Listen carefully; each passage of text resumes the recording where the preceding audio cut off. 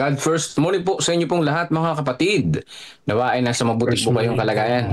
Pwede pong batiin ninyo ang mga nandito sa Zoom. God first Happy morning po God sa inyo first lahat. morning po sa lahat. Good morning po, Pastor Melvin. First morning po. Hello First po. morning. Good First morning po, Pastor. Okay po. No? Happy God first morning po. First morning po, mga kapatid. Salamat po sa Panginoon. Gising po ang bawat isa. Yan. Yan yung ating... ngayon po ay October 14. Yan, Tuesday. At ang oras po natin ay alas 4. Ngayon po ay mag-aaral tayo na muli ng salita ng Panginoong Diyos. Ang babasahin po natin ngayon ay Deuteronomy 28 sa pangunguna ni Sister Abigail Kaingat. At pagkatapos po ng pagbabasa niya ay reflection po. Inyo lamang pong bubuksan ng inyo pong microphone or ang inyo pong video. So magtataas po kayo ng kamay para kayo po ay makita mamaya para po sa reflection po natin. So tawagin na po natin si si Ma'am Abigail Kaingat, ang isa sa mga sekretary po natin sa CLPM. Ma'am Abi, good morning po. Prayer mo tayo, Pastor. Ayun si Ma'am Abi. Hello, Ma'am Abi. Pastor. Happy Good God morning first po. morning. Happy God first morning po.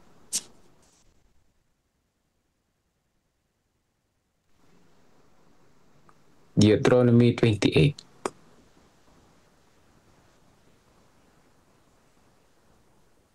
Deuteronomy chapter 28, mga pagpapala sa pagsunod. Pag-pray po muna pala tayo. Ay, wait lang po, no? Sige po, pray po. Bago tayo magsimula. Panginoong Diyos, maraming salamat po sa umaga na to na pinagkalob niyo po sa amin. Amin po nga inilalapit sa inyo ang aming puso't isipan na ihanda niyo po kami sa pag-aaral ng inyo po mga salita dito sa Deuteronomy 28 at gayon din po si Ma'am Abby sa kanya pong pagbabasa. Salamat Panginoon sa pagdinig ng aming dalangin sa banal na pangalan ni Jesus. Amen. Yan, thank you po.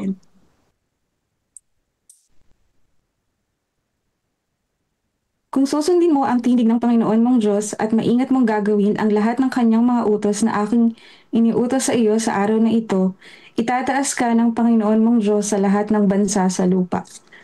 At ang lahat ng pagpapalang ito ay darating sa iyo at aabot sa iyo, kung iyong susundin ang tinig ng Panginoon mong Diyos. Magiging mapalad ka sa lungsod at magiging mapalad ka sa parang. Magiging mapalad ang bunga ng iyong katawan, ang bunga ng iyong lupa, ang bunga ng iyong mga hayop, ang karagdagan sa iyong bakahan, at mga anak ng iyong kawan. Magiging mapalad ang iyong buslo at ang iyong masahanang harina. Magiging mapalad ka sa iyong pagpasok at magiging mapalad ka sa paglabas.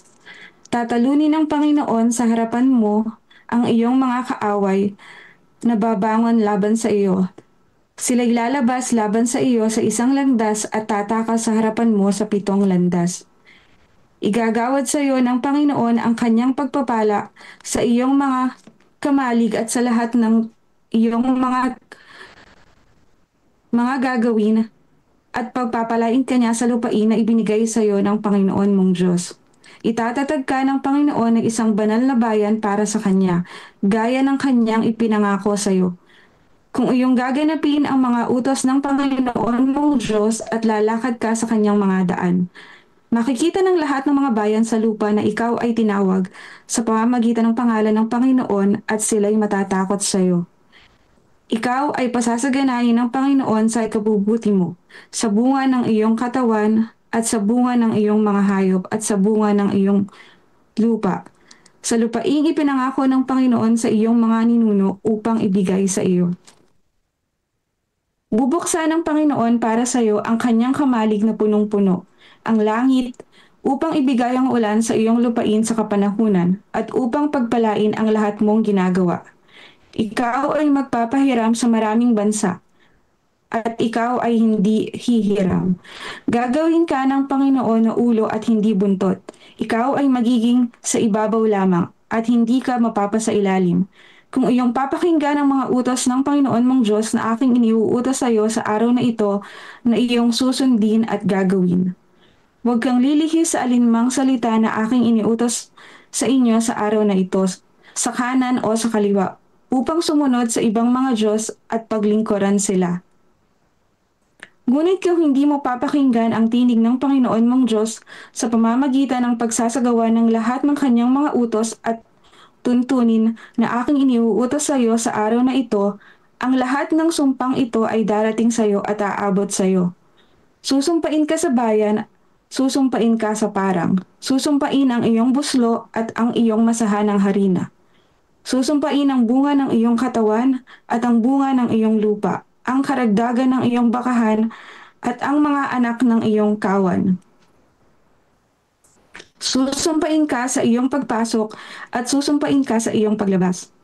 Ipararatang ng Panginoon sa iyo ang sumpa, ang pagkalito at pagkabigo sa lahat ng iyong gagawin, hanggang sa ikaw ay mabuwal at mapuksa dahil sa kasamaan ng iyong mga gawa, sapagkat pinabayaan mo ako.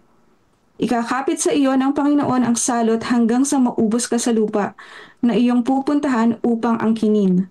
Sasalutin ka ng Panginoon ng pagkaubos, lagnat, pamamaga, nag-aapoy na init, pagkatuyo ng salot, ng hangin at ng amag, at kanilang hahabulin ka hanggang sa ikaw ay malipol. Ang mga langit na nasa itaas ng iyong ulo ay magiging tanso, at ang lupa na nasa ilalim mo ay magiging bakal. Ang ipauula ng Panginoon sa iyong lupa ay abo at alabok. Mula sa langit ay bababa ito sa iyo hanggang sa ikaw ay mawasak. Ipatatalo ka ng Panginoon sa harapan ng iyong mga kaaway. Ikaw ay lalabas sa isang landas laban sa kanila at tataka sa 7 landas sa harapan nila, at ikaw ay magiging katatakutan sa lahat ng mga kaharian sa lupa. Ang iyong bangkay ay magiging pagkain sa lahat ng mga ibon sa himpapawid at sa mga hayop sa lupa, at walang taong bubugaw sa kanila. Sasalutin ka ng Panginoon ng bukol sa Ehipto, ng mga ulcer, ng pangangati at ng galis na hindi mapapagaling. Sasaktan ka ng Panginoon ng pagkabaliw at pagkabulag at ng pagkalito ng isipan, at ikaw ay mangangapa sa katanghaliang tapat na gaya ng bulag na nag-aapuhap sa kadiliman, at hindi ka giginhawa sa iyong mga lakad. Ikaw ay laging aapihin at pagnanakawan, at walang taong tutulong sa iyo. Ikaw ay mag-aasawa at ibang lalaki ang sisiping sa kanya. Ikaw ay magtatayo ng isang bahay at hindi mo tatahanan. Ikaw ay magtatanim ng ubasan at hindi mo mapapakinabangan ang bunga niyon. Ang iyong baka ay papatayin sa iyong paningin at hindi mo makakain iyon. Ang iyong asno ay aagawin sa harapan ng iyong mukha at hindi na maibabalik sa iyo.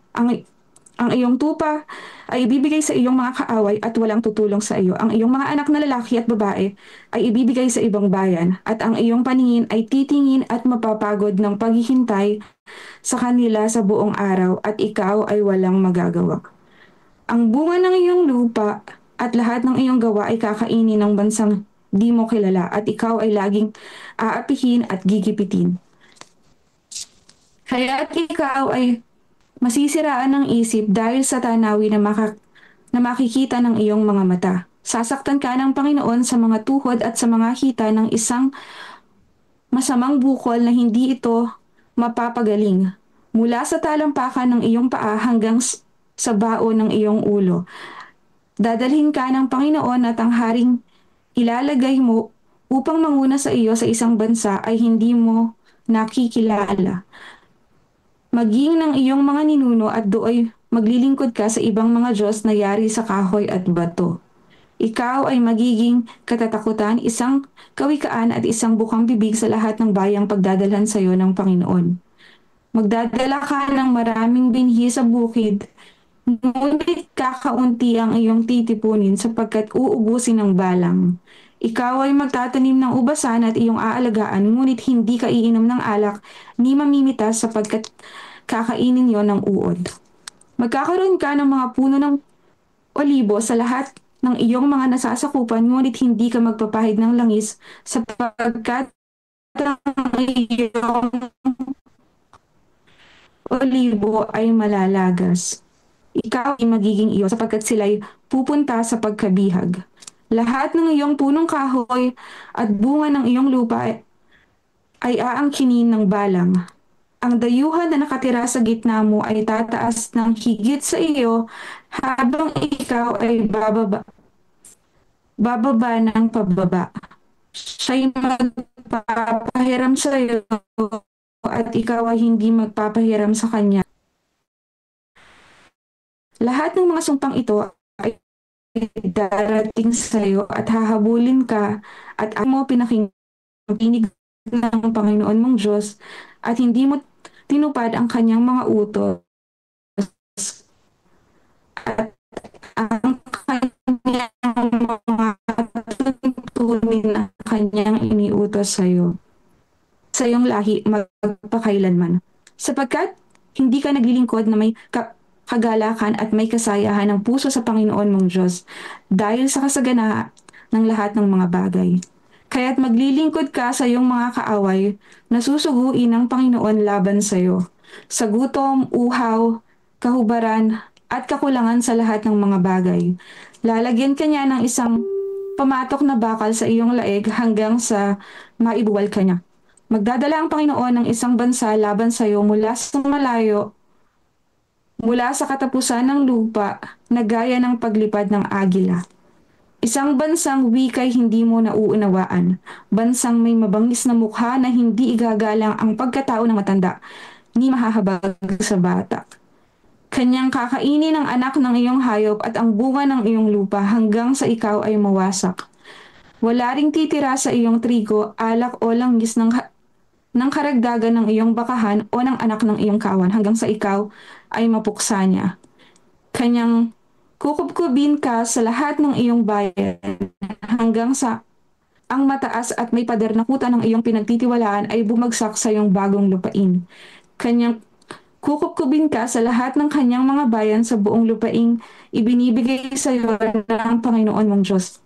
At kakain ka ng bunga ng iyong sariling katawan, ng laman ng iyong mga anak na lalaki at babae na ibinigay sa iyo ng Panginoon mong Diyos, sa pagkakupkob at sa paghihirap na ipinaranas sa iyo ng mga kaaway. Maging ang lalaking pinakamabait at mahabagin sa iyo ay magkakait ng pagkain sa kanyang kapatid, sa kanyang asawa na kanyang niyayakap at sa huli sa nalalabi sa kanyang mga anak. Kaya't hindi niya ibibigay sa alin man sa kanila ang laman ng kanyang mga anak na kanyang kakanin sapagkat walang natira sa kanya sa pagkubkob at sa paghihirap na ipinaranas sa iyo ng iyong mga kaaway sa lahat ng iyong mga bayan. Ang pinakamainihin at pinakamaselang babae sa gitna mo, na hindi pa mangangahas na ituntong ang talampakan ng kanyang paa sa lupa, dahil sa kahinhinan at pagiging maselan ay magiging masama ang kanyang mata at kanyang asawa at sa kanyang anak na lalaki at babae, at sa kanyang isinilang na lumabas sa pagitan ng kanyang mga hita at sa kanyang mga anak na kanyang panganganak sapagkat lihim niyang kakainin sila dahil sa kukulangan ng lahat ng mga bagay sa pagkupkob at sa kahirapang ipinarana sa iyo ng iyong mga kaaway sa iyong mga bayan. Kung hindi mo gagawin ang lahat ng mga salita ng kautosang ito na susulat sa aklat na ito upang ikaw ay matakot sa maluwalhati at kilabot na pangalan ang Panginoon mong Diyos. Kung magkagayo ipapadala ng Panginoon sa inyo at sa inyong mga anak ang di pangkaraniwang kahirapan, matindi at walang katapusan at malubhang karamdaman na tumatagal. Muli niyang ipapadala sa iyo ang lahat ng mga sakit sa Ehipto na iyong kinakatakutan at kakapit sa iyo. Bawat sakit at bawat salot na hindi nakasulat sa aklat ng kautosang ito'y ipararating nga sa iyo ng Panginoon hanggang sa ikaw ay mapuksa. Kayo'y maiiwang iilan sa bilang samantalang noon kayo'y naging gaya sa mga bituin sa langit sa karamihan sapagkat hindi niyo pinakinggan ang tinig ng Panginoon mong Diyos. Kung paano ang Panginoon ay natutuwa na gawan kayo ng mabuti at paramihin kayo, ay gayon magagalak ang Panginoon sa inyo na kayo'y lipulin at puksain. Kayo'y palalayasin sa lupain na inyong pinapasok upang angkinin. Pangangalatin kayo ng Panginoon sa lahat ng mga bayan mula sa isang dulo ng lupa hanggang sa sa kabilang dulo ng lupa at doon maglilingkod kayo sa i- ibang mga Diyos na yari sa kahoy at bato na hindi ninyo kilala, ni ng inyong mga ninuno. Sa gitna ng mga bansang ito ay hindi ka makakasumpong ng ginhawa at mawawalan ng kapahingahan ang talampakan ng iyong paa. Kundi bibigyan ka ng Panginoon ng isang nanginginig na puso, lumalabong paningin at nanghihinang kaluluwa. Ang iyong buhay ay mabibitin sa pag-aalinlangan sa harapan mo at ikaw ay matatakot gabit araw at mawawalan ng katiyakan ng iyong buhay. Sa kinaumagahan ay iyong sasabihin, sana'y gumabi na. At sa kinagabihan ay iyong sasabihin, sana'y mag-umaga na.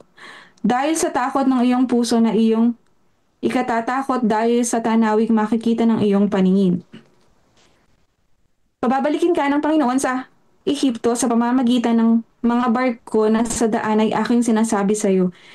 Hindi mo na muling gagawin at do'y ipagbibili ninyo ang kanyang mga sarili sa mga kaaway bilang aliping lalaki at babae at hindi kayo bibilhan ng sinuman. Yeah, maraming salamat, Ma'am Abby. Ang verse 68. Napakahaba nito pero salamat sa Panginoong Diyos. At natapos din natin. Salamat, Ma'am Abby. So, ito pong ating pong binasa, may kita po natin ay napakahaba ng curse, no? Mas mahaba doon sa blessing. Ayan, so gusto po namin marinig ang inyo pong mga reflection. Meron po ba kayong gustong ibahagi mga kapatid? Taas nyo lang po ang inyong mga kamay at kitang-kita po kayo. Sino magtataas ng kamay dyan? Para po sa ating reflection. Sige po.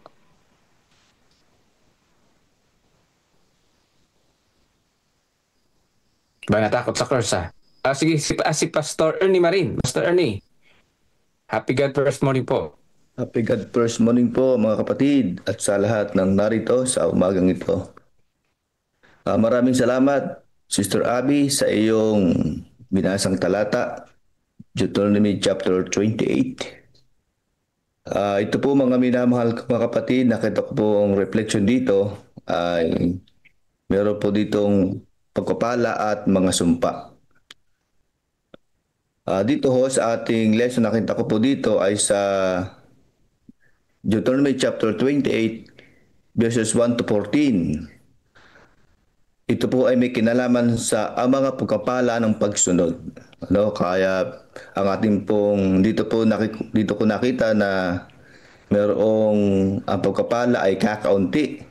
Pero yung pagsuway ay napakarami. Ang sabi po ng ating lesson, ang pagsunod sa dinig ng Panginoon ay hindi lamang isang tungkulin, kundi isang daan ng pagpapala. Kapag ating sinunod ang Panginoon, ito'y daan upang tayo pagpalain. Ang mga pagpapala ay sumasaklaw sa lahat ng aspeto ng buhay, spiritual, material, social, physical, at mental. Ang Diyos ay tapat na nagbibigay gantimpala sa mga tumutupad ng kanyang kalooban. Kaya ang sabi po sa verse 1, at mangyari na kung iyong didinggin ang tinig ng Panginoon mong Diyos upang isagawa ang lahat ng iyong mga utos, ay itataas ka ng Panginoon mong Diyos sa lahat ng mga bansa sa lupa. Ang Diyos po magtataas po sa atin mga minamahal kong mga kapatid kapag tayo ay susunod sa tinig ng Panginoon. Kaya ang sabi ni Miss White sa Portrait in Prophets, page 466, ang pagsunod sa mga utos ng Diyos ay nagdadala ng kasiguruhan ng kanyang presensya at proteksyon. Ang bawat kilos ng katapatan ay may kasamang banal na biyaya. Kaya sa ito mga minamahal kong mga kapatid, it is a good reminder to us na tayo ay sumunod sa ating Panginoon upang ating maranasan ang kanyang walang hanggang presensya, ang kanyang proteksyon, upang lalo tayong magkaroon ng buhay na malapit sa Kanya at ating i-share na ang Diyos ay patuloy na gumagabay sa atin. Magandang umaga po and happy God first morning to everyone. Salamat, Pastor Ernie. Pakinggan naman po natin si Brother Donnie. Brother Donnie, good morning po. Yeah. God first morning, Pastor Nelvin.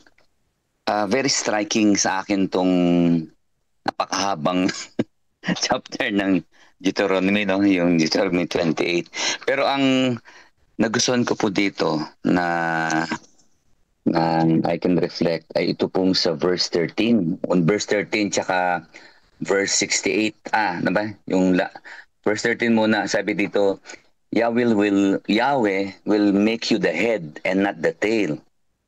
And you shall be above only, and you shall not be beneath. If you shall listen to the commandments of Yahweh your God, which I command you this day, to serve and to do.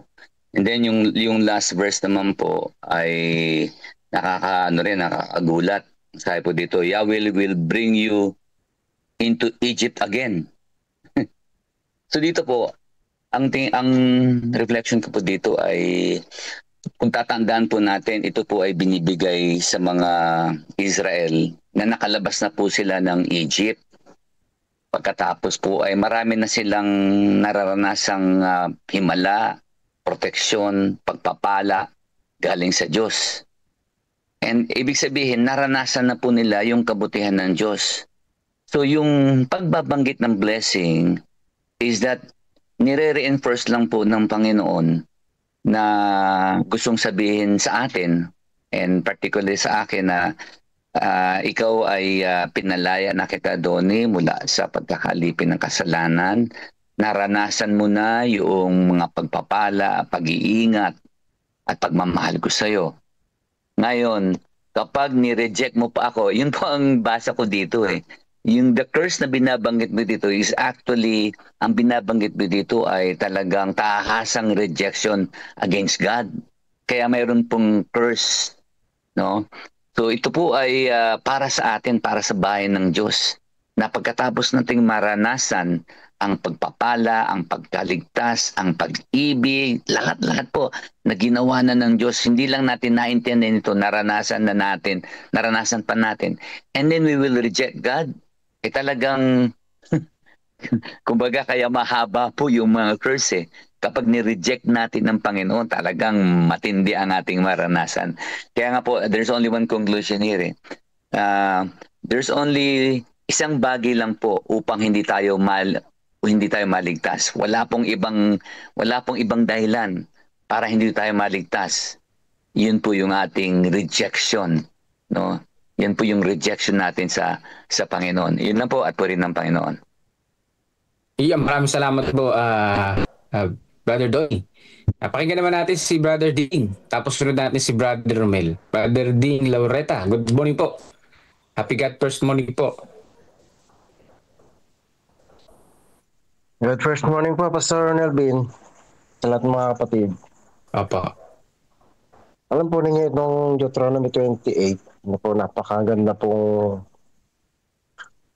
pangako natin Panginoon sa mga Israelita, panahon na yan, na talagang hindi po niya hahayaan na itong mga Israelites na kanyang pinauwi galing sa Ehipto, kaputang Kanaan, na talagang nandyan na sa kanila po lahat yung pagkakataon. Para sila ay lubusang umangat, lubusang guminhawa. Diba? So talagang hindi po hahayaan ng Panginoon na itong mga Israelites na bagamat ang katigasan ng kanilang ulo ay nandoon. Talagang ipinangako ng Panginoon na sige, inalis ko kayo sa pagkaalipin. At ako'y nangangako sa inyo na talagang kapag sinunod ninyo ang aking mga habilin, mga utos sa inyo, talagang ito yung magiging resulta, mga kapatid. Tingnan ninyo yung mula verse 1 hanggang kalagitnaan ng chapter, mga kapatid, nandun yung pangako ng Panginoon na talagang hindi sila pagkukulangin ng Panginoon Talagang napakabuti ng mga kapatid na kung atin lang titignan yung mga kabutihan ng Panginoon, yung kanyang pangako sa atin at susundin natin ito, mga kapatid.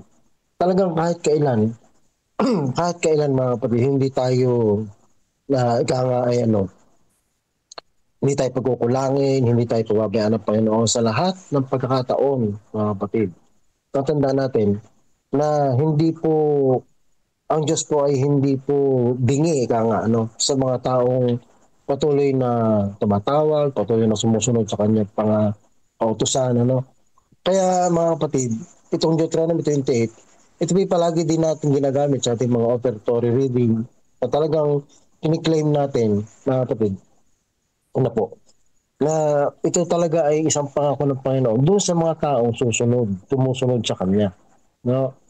Kaya napakabuti po, mga kapatid, na talagang italaga natin sa ating Panginoon lahat ng mga bagay at i-claim natin yung Kanyang pangako na hindi niya tayo pababayaan, hindi niya tayo pagkukulangin sa lahat ng panahon, mga kapatid. Gulaman po. God first morning po sa ating lahat. Salamat po, Brother Dean. Pakinggan naman natin si Brother Romel. So meron lang tayo, 4:30 na pala. Sige po, last na to. Si Brother Romel. Good morning po. Ayan po. Sorry po, Pastor. Good morning po. Happy God first morning. Yes po. Happy God Apo. first morning po sa ating lahat. Gusto ko pong mag-reflect dito sa ating pong binasa actually, gusto ko dito pong i-reflect yung mahaba kasi actually ito, 1 to 20. Itong buong ito napakaganda. Bakit ko po gusto itong i-reflect? Dahil ito po actually ay pangako sa atin ng ating Panginoon. Kasi po ako bilang isang farmer, ito po yung sikreto ko mga kapatid sa aking pagtatanim. Yung chapter 28. Actually 1 hanggang 28, hanggang 20.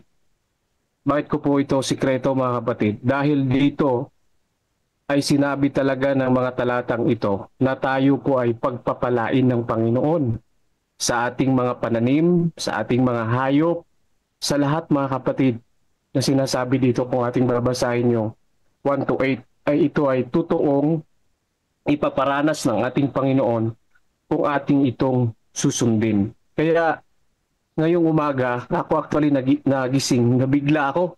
Tapos sa aking panaginip, ang aking naririnig na mga awit ay Santa Cena doon sa langit. Sabi ko, anong mayroon? Kaya ako biglang natalikwas at pagising ko ay 4:17 na. Kaya mga kapatid, gusto ko ibalik dito tayo. Kasi po bakit? Ito pong pangakong ito, ipagkaloob ng Panginoon ito sa atin kung tayo po ay susunod ng mataimtim, ang sabi po dito. At lahat ng ating pong hahawakan ng ating mga kamay o gagawin ay pagpapalain ng ating Panginoon. Yun po ang buod ng ating pong pag-aralang ito. At dito po, ang sabi, gusto ko pong basahin sa verse 5, ang sabi dito mga kapatid, magiging mapalad ang iyong buslo at ang iyong palayok. Alam niyo mga kapatid, ito nasubukan ko mismo to sa sarili ko, na kahit pa man mga kapatid na minsan walang-wala ka na sa buhay mo, pero kapag ikaw ay marunong magbigay, marunong mag-share, ay magugulat ka, talagang babalik at babalik ang pagpapala ng Panginoon. Pero mayroon po ditong sa huli, gusto ko pong italon mga kapatid. Ang sabi dito sa verse 16, medyo ito mga kapatid. Ang sabi dito bandang 16, sabi niya, susumpain ka sa bayan at susumpain ka sa parang. Susumpain ang iyong buslo at ang iyong palayok. Alam niyo mga kapatid, pag ito ay hindi natin nasunod din mga kapatid, ay mayroon din palang sumpa. Kaya dapat sa ating pong pagtatanim, sa ating pong paglilingkod, sa ating pong lahat na ginagawa natin, ay dapat nating masunod ang kalooban ng ating Panginoon. Para tayo daw ay pagpapalain sa lahat po ng ating mga nasasakupan. Pero kapag atin po itong iniwan o atin po itong hindi na po ginagawa, ay mayroon pong sumpa. Kaya sana po sa ating paglalakbay mga kapatid, sa ating pong paghayo, sa bawat paglingkod natin, sa ating mga kapatiran, sa ating pong mga nasasakupan, dapat po ay maging mabunga ang ating pong paglilingkod. Dahil yun ang gusto ng Panginoon. dapat tayo ay maging pagpapala sa kanila. At sana, hindi lang po magtatapos diyan sa pagpapala. Tayo din po ay magkaroon din ng panahon na mamotivate ang ating mga kapatid na sila rin po ay magbubunga hanggang sa pagdating ng ating Panginoon. Yan lamang po at happy God first. Morning po. Maraming salamat po, Brother Mel. Ayan, so amen mga kapatid, no? Yung mga blessing ay makamtan natin kung tayo ay nasunod sa ating Panginoong Diyos. So dito po maraming mga comment pero nasa time na tayo ng 4:35 ay inyong pong basahin na lamang po dito mga kapatid. Napakaganda yung kanilang mga binabanggit. So dalawa lang ang tatandaan natin para hindi natin makamtan yung curse na ito. Kasi yung blessing parang maikli lang, napakahaba nung curse eh. May dalawang verse mga kapatid. Sa verse 47 at saka verse 62. Because you did not serve the Lord your God with joy and gladness of heart for the abundance of everything. So kung hindi tayo masaya sa paglingkod sa Panginoon, nandiyan ka na nga, nakasimangot ka pa rin, malungkot ka pa rin. Eh wala mga kapatid. Curse ang aabutin natin dyan kapag hindi ka masaya naglingkod sa Panginoon o napipilitan ka lang. At syempre yung verse 62, yung pinakabuod, bakit mayroong salot sa bahay ng Panginoong Diyos? You shall be left few in number, whereas you were as the stars of heaven in multitude, because you would not obey the voice of the Lord your God. So yun po yun mga kapatid, yung pinaka-sentro niyan, yung kumbaga sa lidol, yung epicenter niyan, dahil hindi nakinig sa tinig ng ating Panginoong Diyos, kaya sumpa ang aabutin kaysa blessing. So ngayon po oras natin ay 4:36. Atin po pakinggan ang intro video, SDA History, at pagkatapos ay Lest We Forget ni Jova Garabiles. Atin na pong pakinggan ang ating pong church history.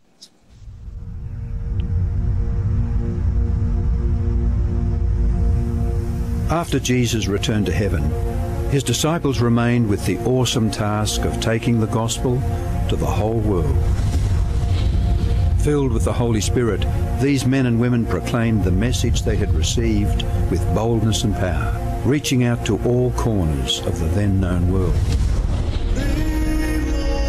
But it was not without great opposition, first from the Jews, then from the Roman state.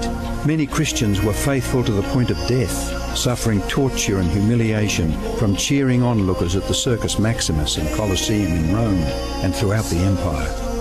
However, the blood of the martyrs only paved the way for the further spread of the gospel. After years of persecution by the Roman emperors, one of them, Constantine, professed conversion to Christianity in 312 AD. Now Christianity became popular, but it resulted in many pagan practices and symbols entering the church, particularly in Rome. The Bishop of Rome assumed more and more power and authority and began to oppose and oppress all who recognized Jesus alone as the head of the church and who accepted the Bible alone as the supreme authority. To escape this increasing persecution, God's true people withdrew to the wilderness areas of Europe. In northern Italy, the Waldenses took refuge in the mountains. While many were slain, the light continued to shine in the darkness. God was still in control, and he began to raise up men like Wycliffe, Huss, Tyndale, Luther, Calvin and Zwingli to stand for his truth. They stood for the Bible alone, faith alone and Christ alone. In 1798, in fulfillment of Bible prophecy in the book of Daniel, the religious and political supremacy of the Roman Church was temporarily reduced when General Berthier removed Pope Pius VI from his throne. Consequently, in the decades that followed, there arose a great awakening of interest in the prophecies of Daniel, and many were convinced Jesus was soon to return. In the United States, the Baptist preacher William Miller was joined by hundreds of other preachers in their expectation of the return of Jesus in 1844. However, when Christ did not return in 1844, Further Bible study led a small group to discover that Christ's ministry in the heavenly sanctuary was an explanation for their great disappointment. They discovered that the Bible taught that the seventh day was the Sabbath that Jesus had set aside for his people. Slowly they came to understand that their mission was to preach the three angels' messages of Revelation 14. Their goal as Seventh-day Adventists was to preach with power the everlasting gospel and to prepare the world for Christ's return. More than 160 years have now passed. Years that have brought 2 world wars, numerous military campaigns, financial depression, the rise of atheism and secularism, as well as a booming world population, with natural disasters increasing in frequency and intensity. Today, the Church's mission and message is more relevant and urgent than ever in its history. Jesus is coming soon, and the world must be warned. Prepare to meet your God.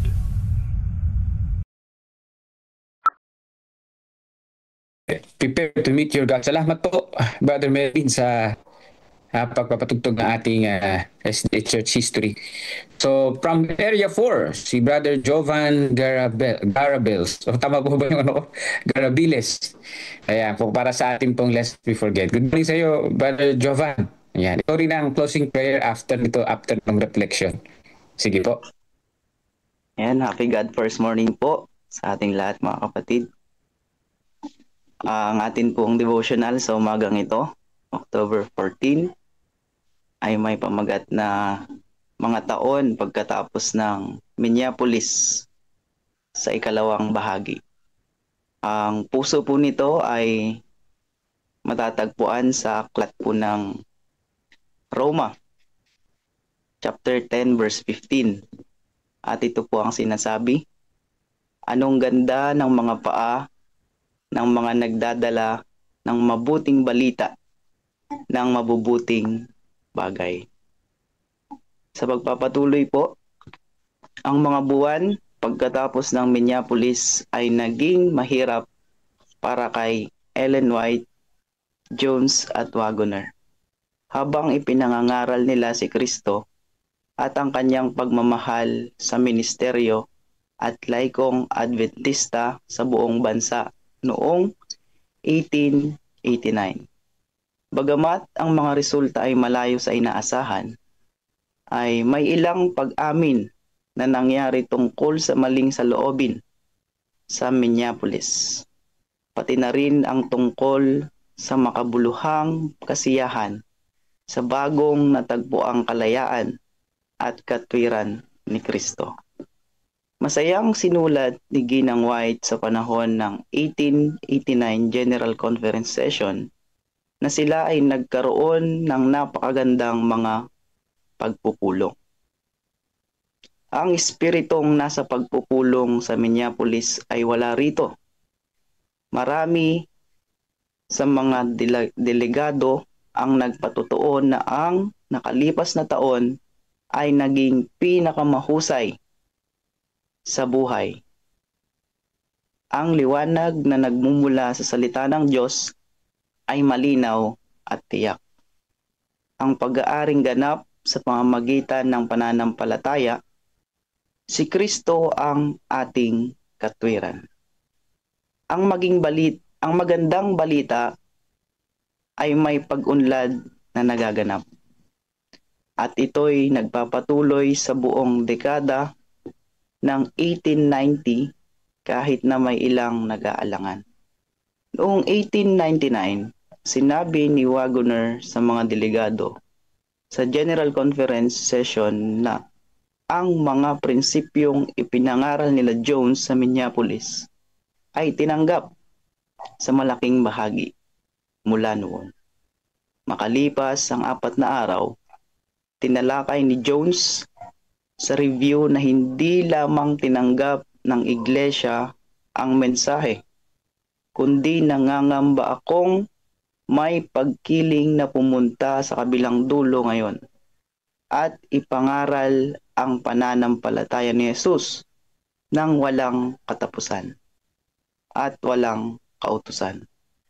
Ipinagpatuloy niya ang pagdiriin sa tamang balanse sa pagpapakita ng iba't ibang bahagi ng Apokalipsis chapter 14 verse 12. Isang ikatlong saksi sa theological na pagtanggap sa mensahe ng 1888 ay si Ellen White.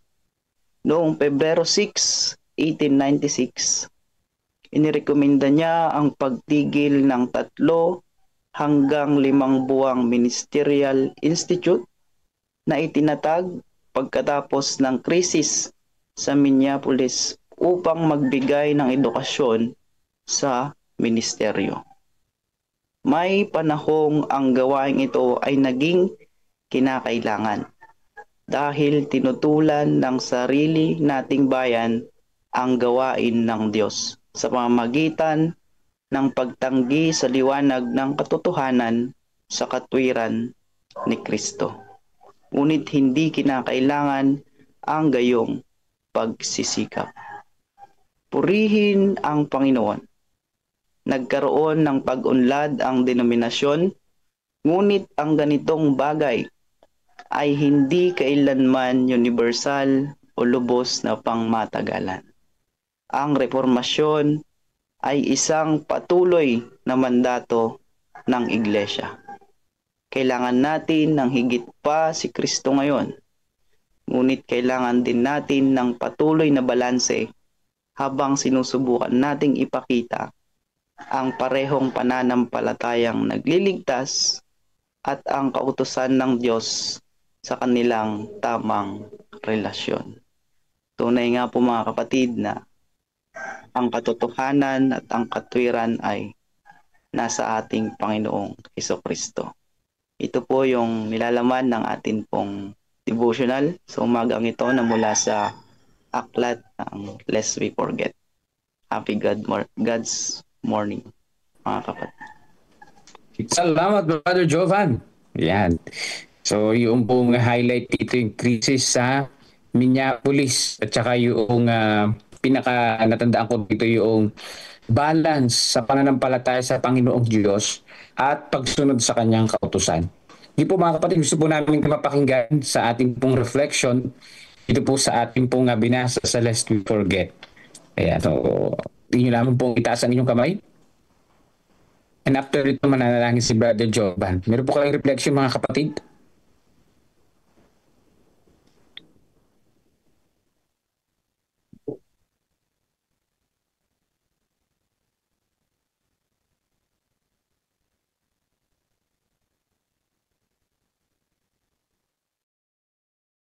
Yan, taas nyo pong kamay nyo sa ating pong reflection ngayong umaga.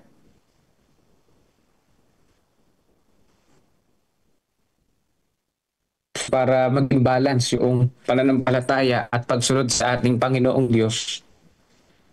Lagi nating isa sa isip na ang pagsunod ay laging bunga lang siya ng pananampalataya natin sa ating Panginoong Diyos. So nauuna yung pananampalataya sa pagsunod sa ating Panginoong Diyos, no?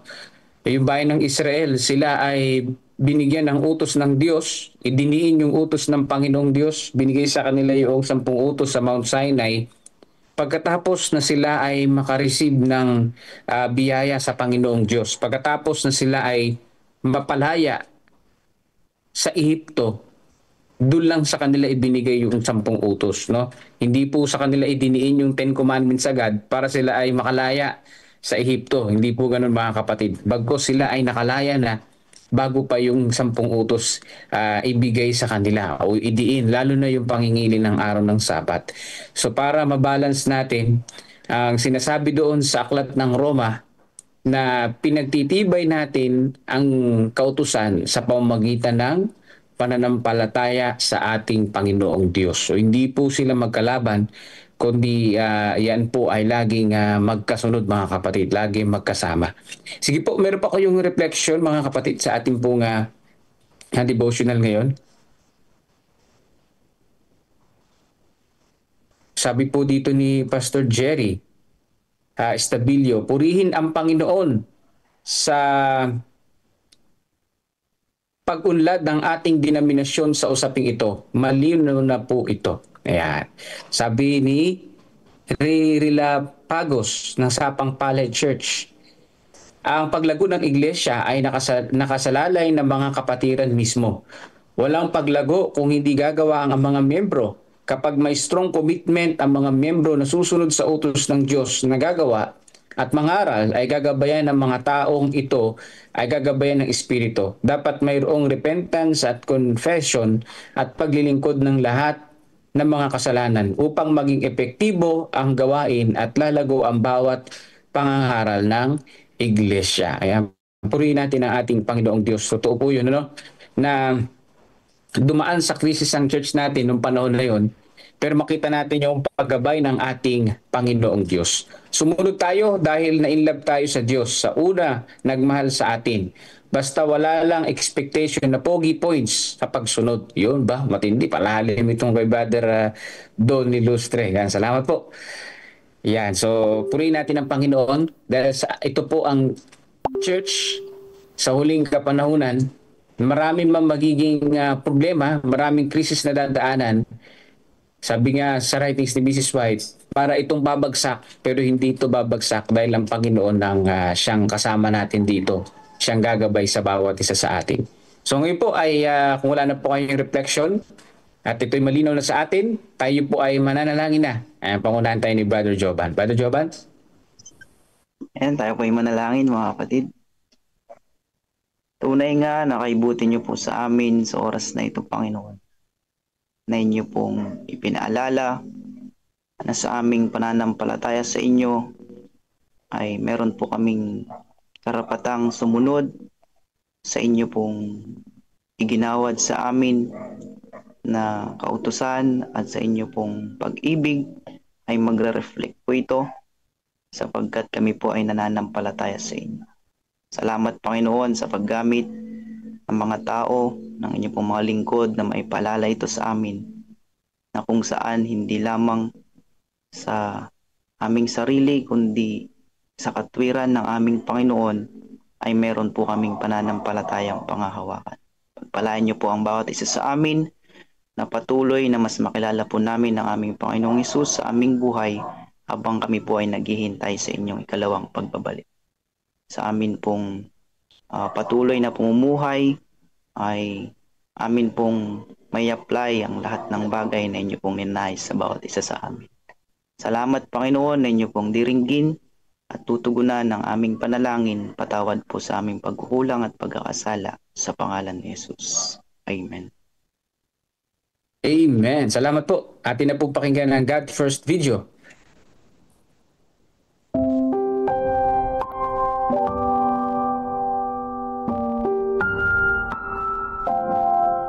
Nabinyagan ang kilalang masamang estudyante. June 21, Offertory Reading Devotional.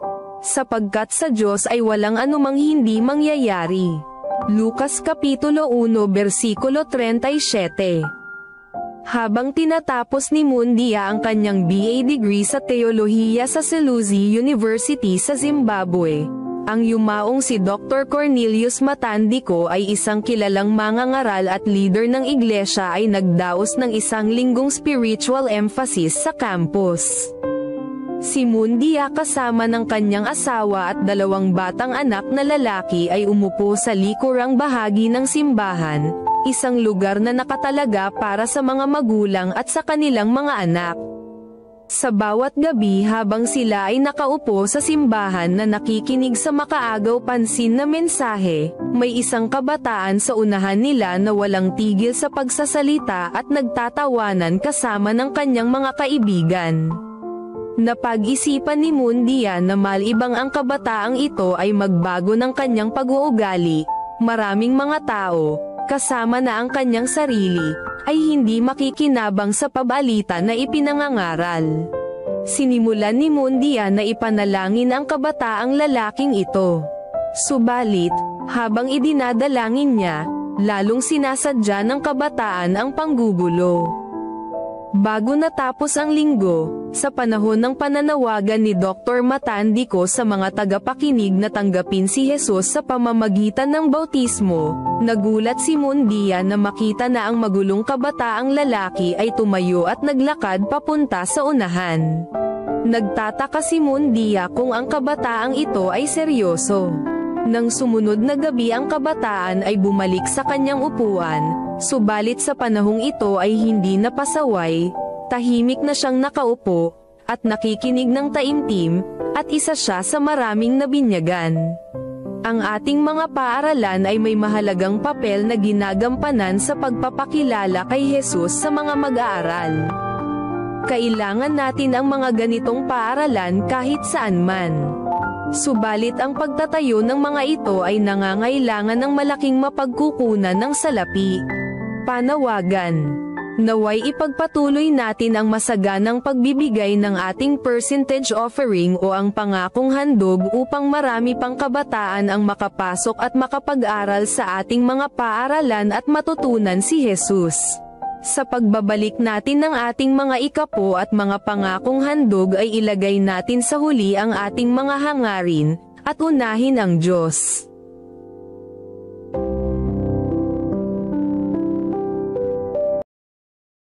Amen.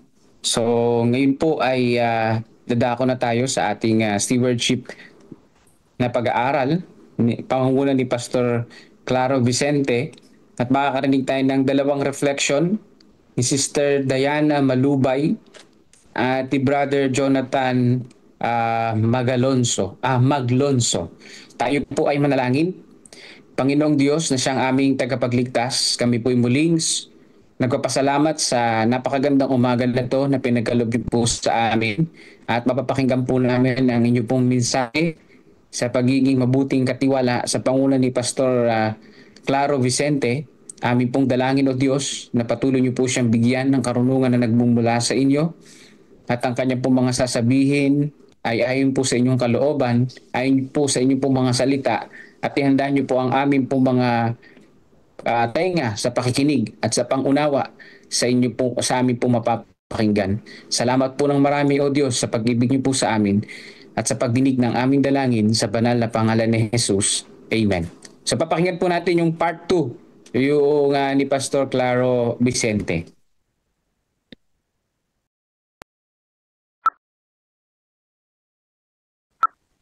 Shalom sa inyong lahat. Ang sino mang nanahan sa piling ng kataas-taasang Diyos na makapangyarihan ay kakalingain niya. Awit 21:1. Ikalawang paghati ang dapat gawin. Dito ay titingnan natin ang pagpaplano ng ari-arian, estate planning. Ano ba ito? Ito ay maagang pagpapanukala. Pinapangalanan ang tao o mga organisasyong nais mong tatanggap ng iyong mga pag-aari pagkatapos kang mamatay. At humahakbang na ngayon pa upang gawing mas madali ang pagsasakatuparan ng iyong panukala pagkatapos.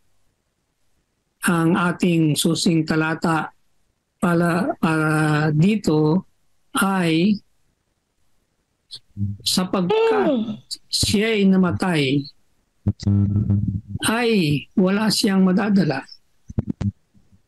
Ang kanyang kaluwalhatian ay hindi babangong kasunod niya. Awit 49:17.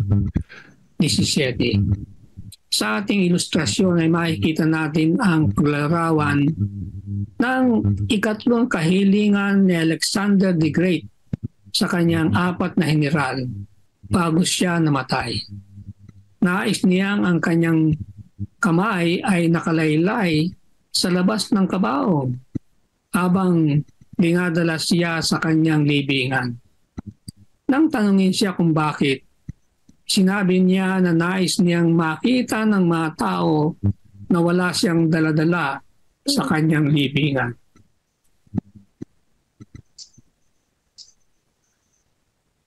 Kapag ikaw ay namatay, wala kang madadala. Iiwanan mo ito para sa isang kukuha nito. Kung sino ang kukuha nito ay nakadepende sa mga nauna mong pinanukala. Ang pagpaplano ng ari-arian ay maaaring ang ating kahuli-hulihang kilos ng pagiging katiwala. Dahil ang Diyos ang siyang may-ari ng lahat, kapag natapos na tayo sa mga pinagkatiwala sa atin ng Diyos, ay dapat nating isasauli sa Kanya ang natitira. Kung masapatan na ang mga pangailangan ng ating mga mahal sa buhay. Ikalawang isipan, pasimulan sa sariling pangangailangan. Magkaroon ng sapat na gatas ng kambing bilang iyong pagkain sa pagkain ng iyong sambahayan at sa pagkain sa iyong mga halilang kababaihan. Kawikaan 27:27. Ano kaya ang kahulugan nito? Ating itong titignan. Hindi kailanman tinutuliksa ng kasulatan ang kayamanan o ang pagsisikap ng tao upang magkaroon ng yaman. Kung hindi nila ginagawa ito ng may pandaraya o sa pamagitan ng paniniil sa iba.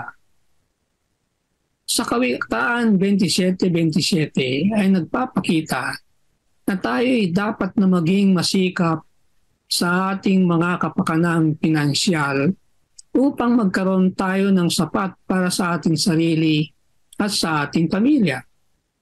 Sa modernong pananalita ay ripasuhin ang iyong mga talaan ng panalapi at alamin ang katayuan ng iyong kapakanan. O kaya gumawa ng isang balance sheet at alamin ang proporsyon ng utang sa halaga ng ari-arian. Mas malaki ba ang utang sa ari-arian? Kung magkagayon, ay nasa isang mahirap kang katayuan. Kinakailangan kung may utang ka, ay may sapat na ari-ariang ipangtatapat sa mga utang na iyon. Kaya nga, dapat na inaalam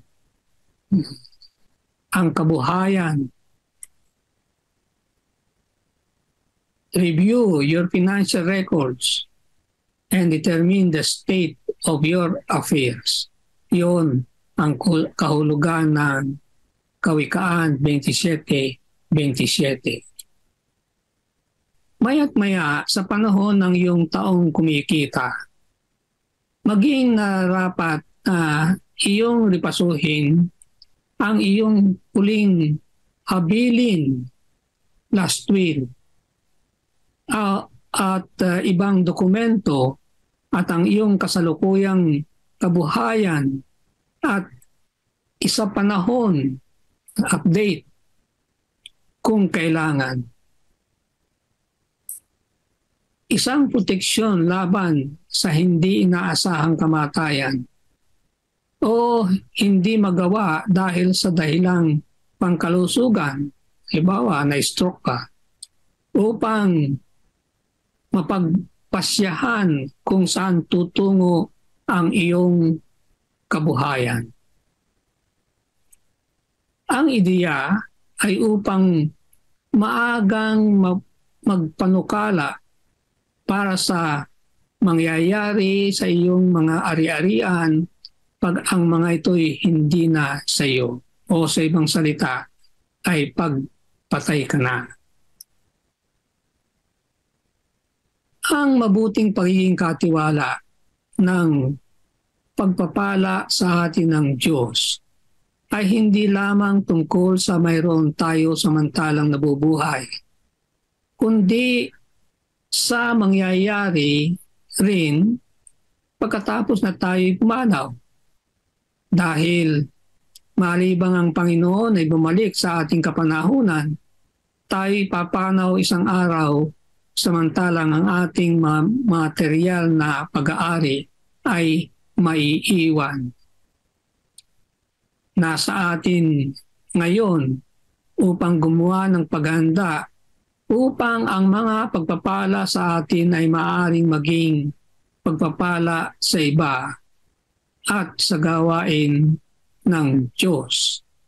Narito na naman yung para sa kapwa at para sa gawain ng Diyos. Yung lumilitaw. Bahagi kasi yan ng paghahanda para sa anumang mangyari bago ka pumanaw o mamatay. Ang pangatlong isipan, pamana sa banig ng kamatayan. 1 Timoteo 6:17. Ang mayayaman sa sanlibutan ito ay atasan mo na huwag magmataas, ni huwag umasa sa mga kayamanang hindi tiyak, kundi sa Diyos na nagbibigay sa atin ng lahat ng mga bagay para sa ating kasiyahan. Sa konteksto ng pagiging isang mabuting katiwala sa pagpapanukala para sa kamatayan, isang panganib na haharapin ng tao ay ang tukso na magtago ng kabuhayan ngayon, hoarding. Nangangatpirang ang pagtatago na may kasamang ideya na, aba, kapag ka ako'y namatay, maaaring ipamigay ko ang lahat ng mga ito. Ibig niyang sabihin ay tsaka na ibibigay ang mga ari-arian kapag namatay na siya. Subalit, itong pamana sa banig ng kamatayan ay hindi ang kahilingan ni Kristo sa kanyang mga tagasunod. Hindi nito mabibigyang dahilan ang pagkamakasarili ng buhay. Yung mahigpit na hahawakan ng kanilang pag-aari hanggang sa huling sandali ay isinusuko ito sa kamatayan sa halip na sa kapakanan. Marami ang naglalayon upang gawin ang isang bagay, subalit ipinagpapaliban nila ito at gumagawa si Satanas upang hadlangan ang mga yaman mula sa pagpasok sa ingatang yaman sa anumang paraan. Ito'y nawawala bago ito na isasauli sa Diyos. Yun yung title natin. Sinasauli sa Diyos. Paano nawawala bago may sauli sa Diyos? Sinasabi na ang mga pera ay patuloy na nawawala. Bumabagsak ang mga bangko. Napakaraming paraan para maubos ang pera. At sabi pa ng quotation, at si Satanas ay tuwang-tuwa na ganito ito.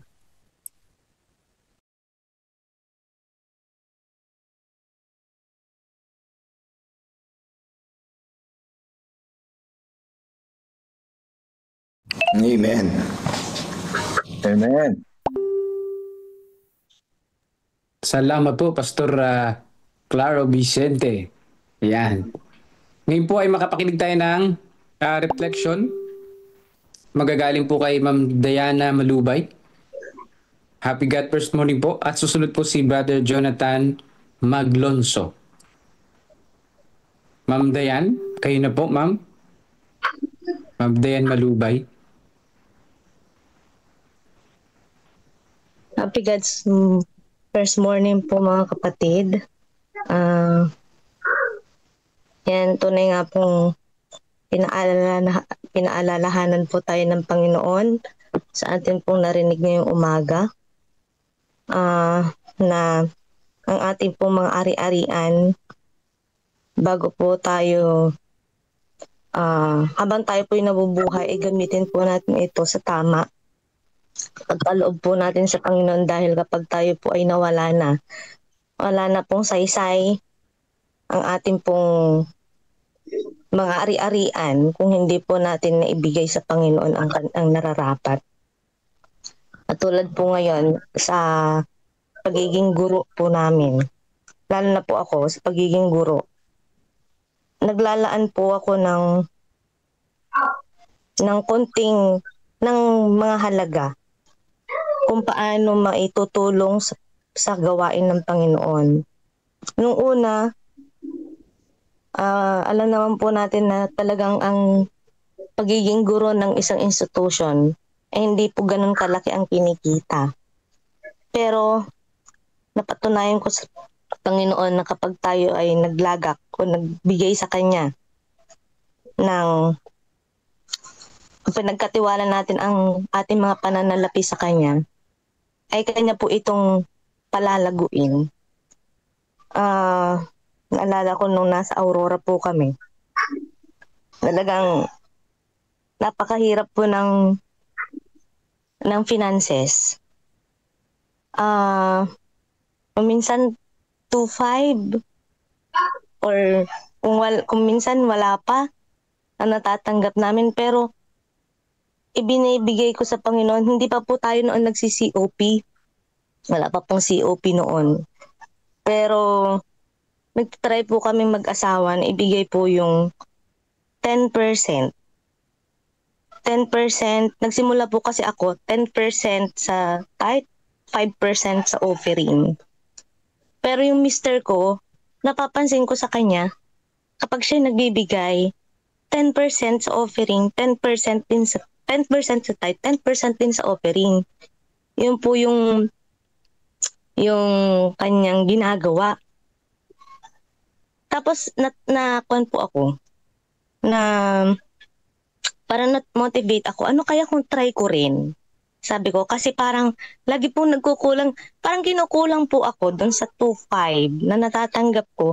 Nagkukulang po ako. Sabi ko, Panginoon, bakit parang kulang? Kasi ako po yung tao na hindi po marunong mag-budget po talaga. Tapos, ngayon ang ginawa ko, try ko nga rin. Sabi ko ganyan, na ibigay ang 10% sa tithe ko. Nung una po nahihirapan ako, pero nung ipinag-pray ko sa Panginoon, Panginoon, tulungan mo ako na magawa ko ito sang-ayon sa inyong banal na kalooban. At napakabuti po ng Panginoon. Hanggang sa ngayon, tuloy-tuloy po yung ganun na ginagawa ko. Hindi na po siya 5% po ngayon ang offering ko. 10-10. So, nakita ko po ang paggabay ng Panginoon na hindi po niya kami pinagkulang. Nagkasakit man kami, nagkasakit man ako, hindi po niya kami pinabayaan na magkulang po.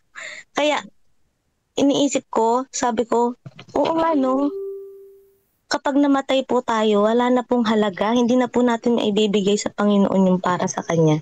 Kaya habang tayo po yung nabubuhay, ibigay na po natin sa Panginoon, wag po nating unahin yung ibang bagay. Kasi wala pong saysay yung mga yun. Ano po, mas maganda po na ibigay po natin habang tayo'y buhay, ibigay po natin ang nararapat po sa Panginoon. Kaya ang challenge po sa atin, napakaganda po nitong COP kasi hindi man po tayo nakakatulong personal sa gawain, pero yung ating pong binibigay ay malaking tulong po sa gawain po ng Panginoon. Kaya wag na po nating hintayin na tayo po ay mawala sa mundong ito, kundi atin pong ipagkaloob habang po tayo'y buhay, malakas pa ipagkaloob po natin ang nararapat na ibigay po sa gawain po ng Panginoon. Yun lamang po at happy God's first morning po sa lahat. Amen. Amen. Salamat po, Ma'am Dayan. Thank you, ma'am. Sunod po natin si Brother Jonathan Maglonso. Good morning po.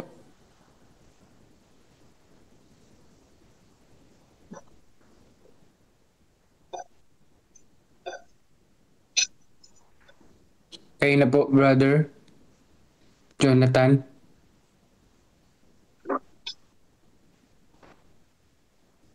Narito po ba si Brother Jonathan? Maglonso.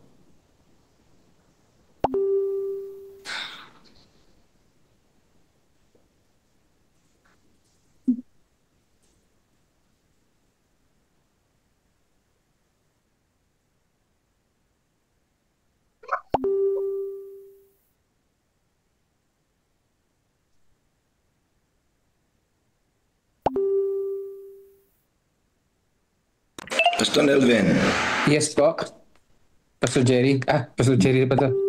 Yes. Opo. Hindi na ako mag-open ng video. Pasensya na mga kapatid. At first morning po, napakahigsi po ng ating lesson today, karugtong sa kahapon. Yung key text po nung tron ng ating lesson na isineshare po ni Pastor Vicente ay nandun po sa ikatlong mensahe ng anghel sa Apokalipsis 14, no? Na sabing ganun kay John the Beloved, sulat mo, mapapalad ang mga taong namamatay sa Panginoon buhat ngayon sapagkat ang kanilang mga gawa ay sumusunod sa kanila. Yun po yung blessing nung nagpaplano sa stewardship, no? Sa pagiging katiwala. Dito sa ating lesson ngayon, ang nag-struck po sa akin ay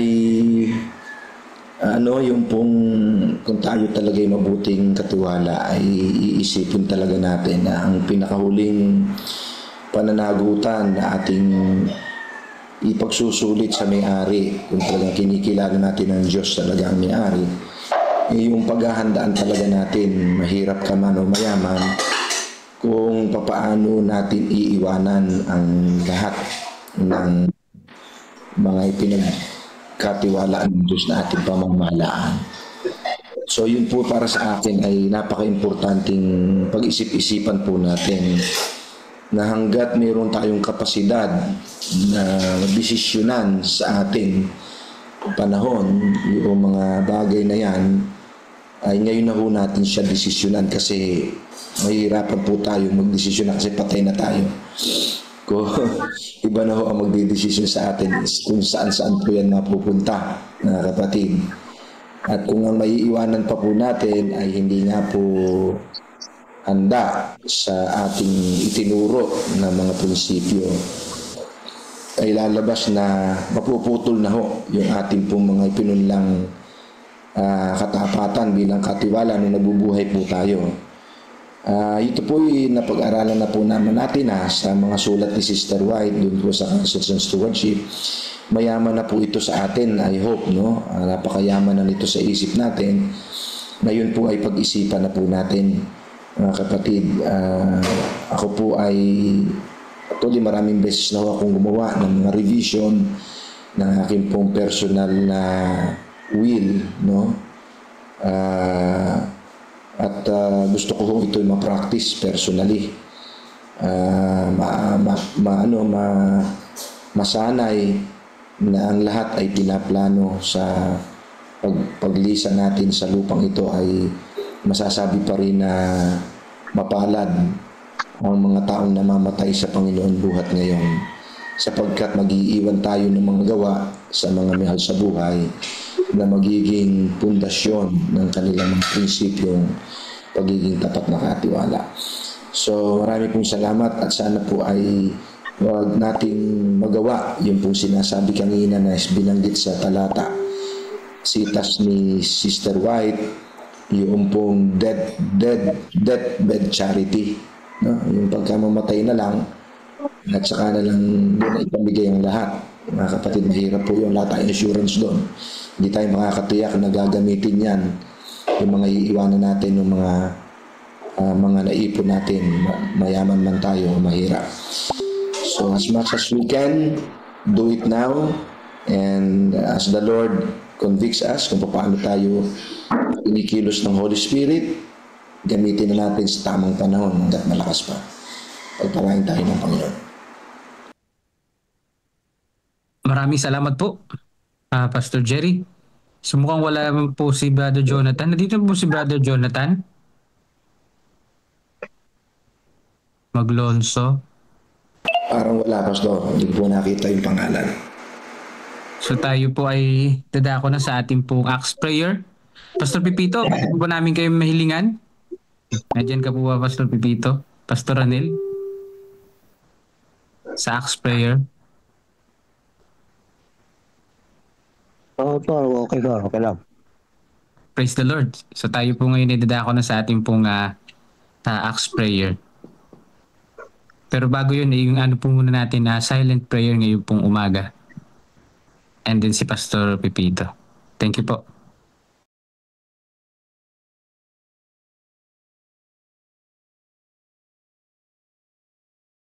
Amen, mga kapatid.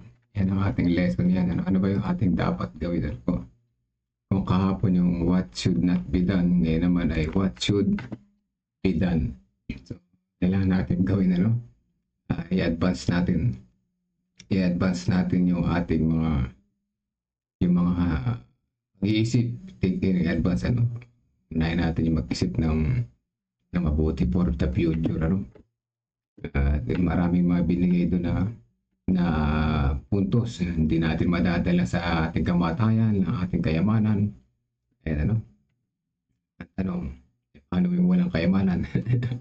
Wala naman ang kayamanan, mahirap lang kami. Di ba? Hindi yun, mga kapatid. Hindi natin madadala sa kayamanan yung mga ibig sabihin doon ay ang lahat tayo rito ay hihiga at mananati ay matutulog habang maghihintay sa second coming kung hindi pa darating si Jesus. So huwag tayo maging madamot pa. Ayusin natin yung ating karakter. Unahin natin kilalanin na Diyos ang Panginoon ng ating buhay. Unahin natin sa put God first po. Tayo ay makakapaggawa ng tama kapag inuna natin siya at mawawala yung ating pagkamadamot. So sa mga blessings, ang tunay naman na pagpapala talaga na matatanggap natin kapag inuna natin yung Panginoon. Hindi naman unang-una dyan yung material blessings.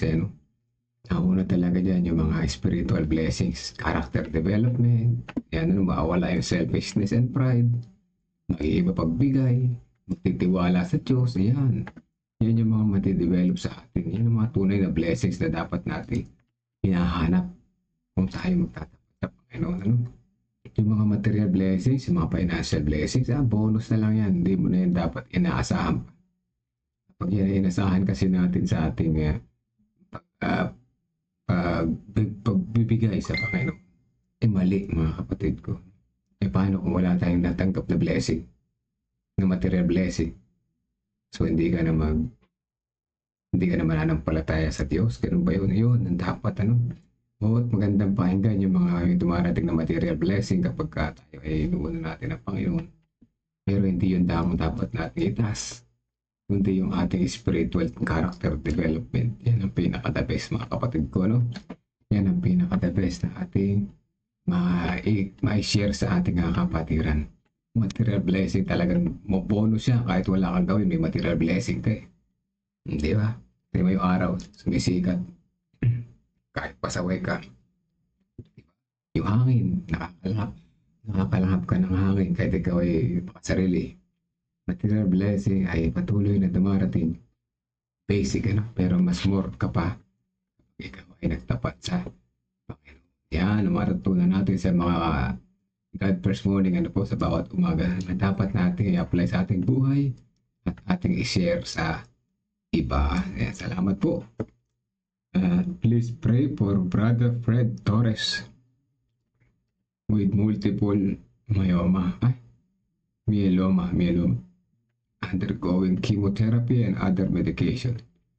Sige po, pray po natin si Brother Fred Torres.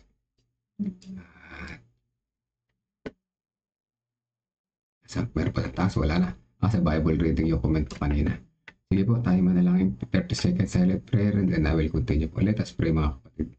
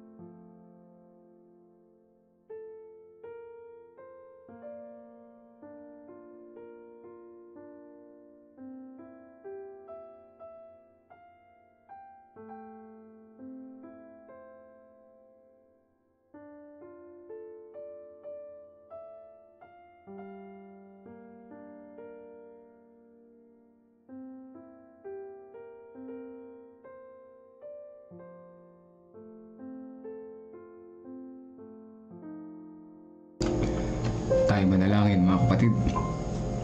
Ama banal na makapangyarihan sa lahat, salamat po sa patuloy niyong pagtawag sa amin sa God First Morning Devotional na ito, na kami ay patuloy na nagkakaroon ng pagbabago sa aming buhay. Nakikilala ka namin ang gusto bilang aming Diyos, Panginoon ng aming buhay, may-ari ng lahat, at siya naming dapat pagkatiwalaan at panampalatayaan. Salamat sa mga material blessings na patuloy na dumarating sa aming buhay. Ngunit kami nagpapasalamat lalo higit sa spiritual blessings na aming nararanasan sa pagsunod po sa inyo. Salamat sa salamat sa pagkakataon na kami ay maaari maging katiwalang tapat na inyo kaming tinuturuan sa bawat umaga. Nawa, sa mga lesson na aming narinig kahapon at saka ngayon, palagi namin matandaan ang hindi namin dapat gawin at ang mga dapat namin gawin upang sa ganun ang aming buhay ay maihanda namin habang kami ay naghahanda sa nalalapit ninyong pagbabalik. Dalangin din namin o dakilang Diyos sa bawat isa. May mga personal prayer request po kami na nais namin isama sa panalangin, at sama-sama namin itong sinasa ay binubulong at inyo pong tundingin na ayon sa inyong kalooban at hindi lang sa amin. Dalangin din po namin ang gawain ng bawat iglesia sa aming nasasakupan, ang aming mga crusade na aming ginagawa doon sa Santa Cruz o Dakilang Diyos. Salamat po sa patuloy na paggabay sa amin. Dalangin din namin ang iba pang mga prayer request ng mga kapatiran na narito ngayon. Una-una ang panalangin ni Sister Cynthia para kay Brother Fred Torres. Siya po ay may karamdaman, malubhang kalagayan sa pangsandali na ito. Siya po ay nangangailangan ng chemotherapy at iba pang mga medications. Ang aming panalangin o dakilang Diyos, una-una bigyan siya ng malakas na resistensya para sa mga medications na ito at procedures. Dalangin din namin ang kanilang pinansyal na pangailangan, at higit sa lahat, alisin po ang takot at pangamba sa kanyang puso kasama ng kanyang mga pamilya. At siya ay sa tulong po ninyo, siya ay guminhawa, gumaling, at sa iyo kami umaasa o dakilang Diyos, sapagkat kayo ang dakilang magagamot, ang aming dakilang Diyos na nagbigay sa amin ang aming buhay. Dalangin din namin ang iba pang mga prayer request. Ang pinsan ni Sister Emelinda Judilia na siya ay may sakit din sa baga o dakilang Diyos. Patuloy niya rin po siyang ipuin na niya mapagpagaling na kamay. Ilapit po sa mga mahuhusay na mga magagamot upang siya ay patuloy na gumaling at maaaring makita niya ang iyong kabutihan o dakilang Diyos, at siya ay pagmalaki niya ito sa kanyang mga kasama sa buhay, sa bahay. Dalangin din namin ang sambahayan ng Sister Janet Gatmaytan kasama ng comfort sa buong pamilya ng Gatmaytan sa Gimba at sa lahat ng kanilang mga lugar, iba't ibang mga lugar, sa pagkawala na pagpapahinga ng kanilang Tito Boyet, at siya ay samahan po ang kanilang pamilya na ito ay sa kanilang palungkutan ay comfort niyo po sila o dakilang Diyos, at ang inyong mga pangako ang manatili sa kanilang puso na ang kanilang Tito Boyet ay muling babangon sa inyong ikalawang pagbabalik. Dalangin din namin ay iba pang mga prayer request na aming mga kapatid na hindi namin nabanggit, hindi namin nabasa, ngunit kasama namin na nalangin. Ngayon po rin po itong dinggin, gayon din ang sambahayan ni na Ate Revy at ng buong San Leonardo Church, ang kapatiran ng buong San Leonardo Church. Gayon din si Sister Neneng at si Kuya Edgar, Sister Des Flores, Ate Lorna at Kuya Bobby. Ang sambahayan din ni Sister Wilma Fernandez, Sister Joe Barrientos Montigo, ang sambahayan ni Brother Esmin Suba, ang sambahayan ni Sister Sweetie, Sister Teresita Dairet Reyes, at ang sambahayan din ni Del John Donero o dakilang Diyos, sama namin sa panalangin. At gayon din ang sambahayan ni Ate Mitch San Jose, at ni Sister Cynthia Galang Castro. Kasama rin namin na nalangin at kasama sa panalangin ng sambayan ni Ate Sally Sanchez, Sister Mary Ann Manalastas, Sister Nimpa Rivera, Sister Elizabeth Danganan, Kuya Melchor, Kuya Moncheng, Kuya Narsing Canlas, ang sambayan din ni Sister Gina Salazar, at ng bawat isa na kasama namin na nanalangin ngayon. Patuloy pong pagpalain ang maghapon na ito at patawad po kung saan kami nagkulang at nagkasala. In Jesus' name we pray. Amen. Amen. Amen mga kapatid. Yan, salamat po mga prayer warriors. Salamat sa patuloy na pag-attend sa God First Morning devotional na Panginoon ay kasama natin sa bawat nawa. Ang aking personal prayer, no? Lahat tayo na umaattend dito ay natututo. Dahil kapag hindi tayo natututo bawat araw mga kapatid ko, siguradong nagsasayang tayo ng oras, ano? Baka maubos yung oras natin, masasayang, ano? Matuto tayo mga kapatid, matuto tayo. Yung COP na ating itinataas, isa yan sa matatawag natin na highest form of ano tawag doon, yung binanggit dati, pananampalataya, no? Highest form of faithfulness sa ating faith, ano? Ayan, kasi kapag nakilala mo ang Panginoon talagang gagawin mo para lahat para sa Kanya, no? Tayo naman ay naghahanda, hindi lamang naghihintay. May vaccine naghihintay lang, ano? Adventist naghihintay, second coming. Dapat naghahanda rin, ano? Naghahanda. Ayan, salamat po sa mga nag-respond, Sister Cynthia, Sister Janet, Ate Rebe, Sister Dang de la Cruz, Sister Emelinda, Sister Sweetie, at sa lahat ng mga nandyan, magandang umaga sa inyo. 5:32 ng umaga. Patuloy na lumiliwanag sa labas. Feli Gatmaitan. Feli Gatmaitan. Ano po ito? Yung eto. Feli Gatmaitan. Sige po, nalito lang ako. Yan, hanggang dito na lang mga kapatid. Bukas po ulit, tayo ulit magsibalik at patuloy tayo na-invite ni Jesus sa bawat umaga. Maraming salamat po sa lahat. At God First Morning po.